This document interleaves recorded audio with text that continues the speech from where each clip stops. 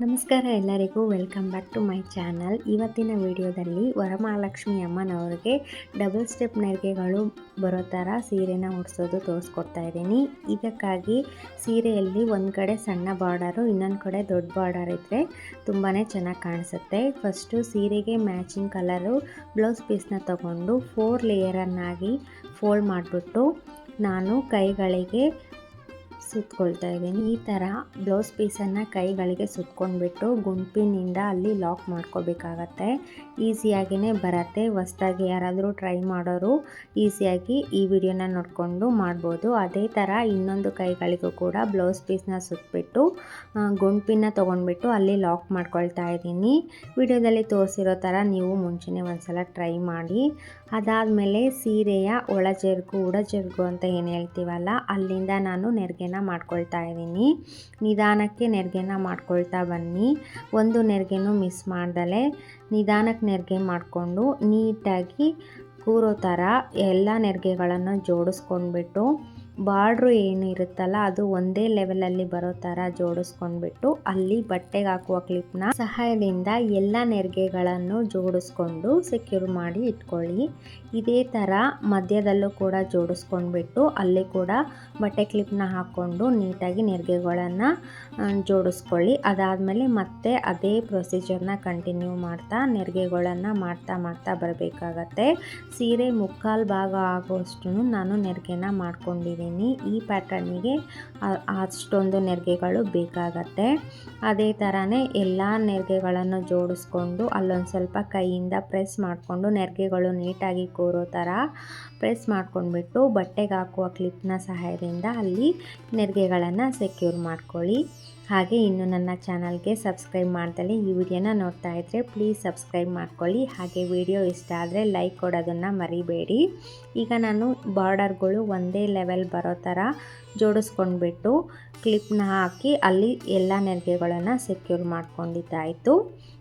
ಸೀರೆನ ಮುಕ್ಕಾಲು ಭಾಗವಷ್ಟು ನಾನು ಇಲ್ಲಿ ನೆರಿಗೆಗಳನ್ನ ಮಾಡ್ಕೊಳ್ತಾ ಇದ್ದೀನಿ. ನೀವೇನಾದರೂ ಬಿಗಿನರ್ಸ್ ಆದರೆ 1-2-3 ಸಲ ನೀವು ಟ್ರೈ ಮಾಡಿ. ಹಬ್ಬಕ್ಕಿಂತ ಮುಂಚೆ ಹಬ್ಬ ದಿನವೇ ಟ್ರೈ ಮಾಡೋದಕ್ಕೆ ಹೋಗಬೇಡಿ, ಕಷ್ಟ ಅನಿಸುತ್ತೆ. ಎಲ್ಲ ನೆರಿಗೆಗಳನ್ನು ಮಾಡ್ಕೊಂಡಿದ್ದಾದಮೇಲೆ ಮಧ್ಯ ಆಗೋ ಥರ ಅದನ್ನು ಫೋಲ್ಡ್ ಮಾಡಿ ಇಟ್ಕೋಬೇಕಾಗತ್ತೆ. ನಂತರ ನಾವು ಪಲ್ಲು ಇರುತ್ತಲ್ಲ ಸೆರಗು, ಅಲ್ಲಿ ಕೂಡ ಇದೇ ಥರನೇ ನೆರಿಗೆಗಳನ್ನು ಮಾಡ್ಕೊಳ್ತಾ ಬರಬೇಕಾಗತ್ತೆ. ಬಾರ್ಡರ್ ಎಷ್ಟಿದೆಯೋ ಅಷ್ಟು ನಾವು ನೆರಿಗೆನ ಮಾಡ್ಕೊಳ್ತಾ ಬಂದರೆ ಉಡಿಸಿದಾಗ ನೋಡೋದಕ್ಕೆ ತುಂಬಾ ಚೆನ್ನಾಗಿ ಕಾಣಿಸುತ್ತೆ. ನೋಡಿ, ನಾನು ಈ ಥರ ನೆರಿಗೆಗಳನ್ನು ಮಾಡಿಕೊಂಡು ಅಲ್ಲೂ ಕೂಡ ಕರೆಕ್ಟಾಗಿ ಜೋಡಿಸ್ಕೊಂಡ್ಬಿಟ್ಟು ಗುಂಪಿನ ಅಥವಾ ಸೇಫ್ಟಿ ಪಿನ್ನಿಂದ ಅಲ್ಲಿ ಕೂಡ ನಾನು ಲಾಕ್ ಮಾಡ್ಕೊಳ್ತಾ ಇದ್ದೀನಿ.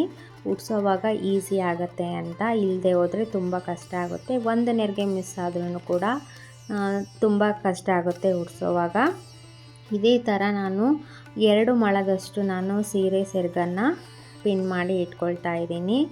ಇದೇ ಥರ ಸ್ಯಾರಿ ಪ್ರೀ ಪ್ಲೇಟಿಂಗ್ ಮಾಡಿ ಇಟ್ಕೊಂಡ್ರೆ ಹಬ್ಬ ದಿನ ನಿಮಗೆ ಉಡ್ಸೋವಾಗ ತುಂಬಾ ಈಸಿ ಆಗುತ್ತೆ. ಇವಾಗ ನಮ್ಮದು ಸ್ಯಾರಿ ನೆರಿಗೆಗಳೆಲ್ಲ ರೆಡಿ ಆಯಿತು.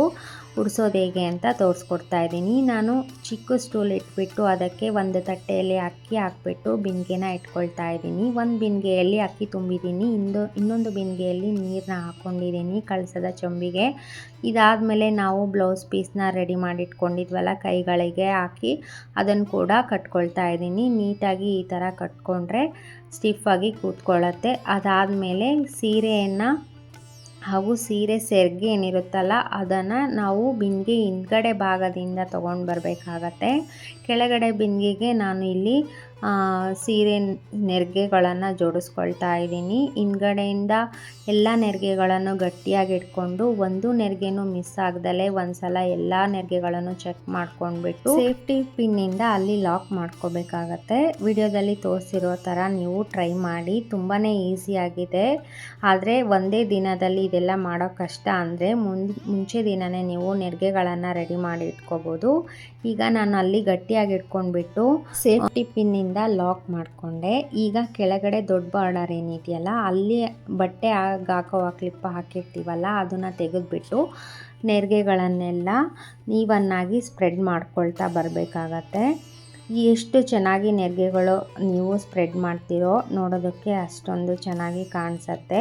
ನಿಧಾನಕ್ಕೆ ಟೈಮ್ ತೊಗೊಂಡು ನೆರಿಗೆಗಳನ್ನು ಸ್ಪ್ರೆಡ್ ಮಾಡ್ತಾ ಬರಬೇಕು. ಒಂದು ಸಲ ಕೆಳಗಡೆ ಎಲ್ಲ ನೆರಿಗೆಗಳನ್ನು ನೀವು ಸ್ಪ್ರೆಡ್ ಮಾಡಿದ್ದಾದಮೇಲೆ ಮೇಲ್ಗಡೆ ಚಿಕ್ಕ ನೆರಿಗೆದು ಏನಿರುತ್ತಲ್ಲ ಅದನ್ನು ರಿಮೂವ್ ಮಾಡಿಬಿಟ್ಟು ಅಲ್ಲಿ ಬಟ್ಟೆಗೆ ಹಾಕಿರುವ ಕ್ಲಿಪ್ ಏನಿದೆಯಲ್ಲ ಅದನ್ನು ತೆಗೆದುಬಿಟ್ಟು ಆ ನೆರಿಗೆಗಳನ್ನು ಕೂಡ ನೀಟಾಗಿ ಸ್ಪ್ರೆಡ್ ಮಾಡ್ಕೊಳ್ಳಿ.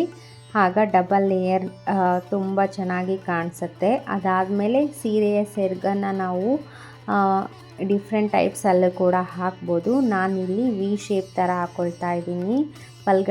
ಹಿಂದ್ಗಡೆಯಿಂದ ತೊಗೊಂಡು ಬಂದುಬಿಟ್ಟು ರೈಟ್ ಸೈಡಿಂದ ಲೆಫ್ಟ್ ಸೈಡಿಗೆ ವಿ ಶೇಪ್ ಬರೋ ಥರ ಸೆರಗನ್ನು ಹಾಕ್ತಾಯಿದ್ದೀನಿ.